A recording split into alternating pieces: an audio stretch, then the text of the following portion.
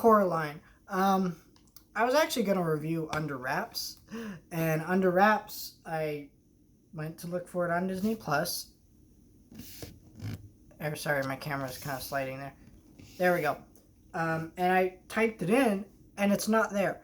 And I was really confused about this because this is a Disney Channel film of all things. You know, it's not like you would have other licensing deals for this film. It's just not on there. There was no, hey, it's coming soon tab, nothing. I was really confused about it. Like, this is a Halloween movie. This is what you'd want to do. And I was going to review it because, of course, with them planning to do a reboot of Under Wraps coming next Halloween, I wanted to review the original, but the original wasn't there. And, yeah, it was just really confusing. So I decided to talk about Coraline, which I was going to do next week, but it's like, Coraline, why not? Now, I'm going to blow your minds right now. If you believe Tim Burton directed The Nightmare Before Christmas, he did not. The director of Coraline did, actually, Henry Selick. You can actually look this up. It's true.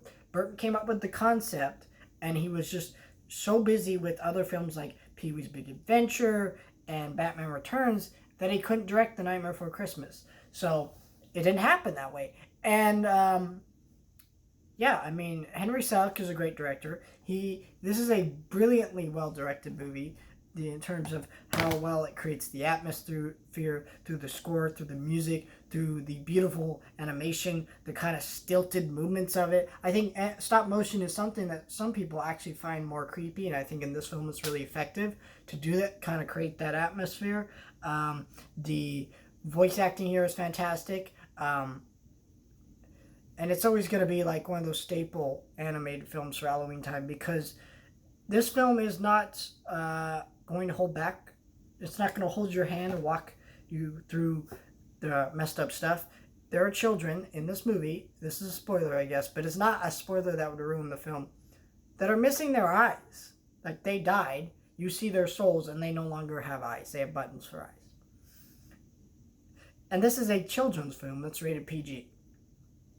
Which is fantastic, because there are a fair group of kids that like being scared. When I was younger, I liked watching movies that would scare me and things like that. I liked watching stuff like this. This was one of my favorite movies, and at the time, Nightmare Before Christmas, things like that. Some of my favorite movies. I love stop motion. I love Burton and his work, and you can feel that kind of influence on this film. It plays with horror.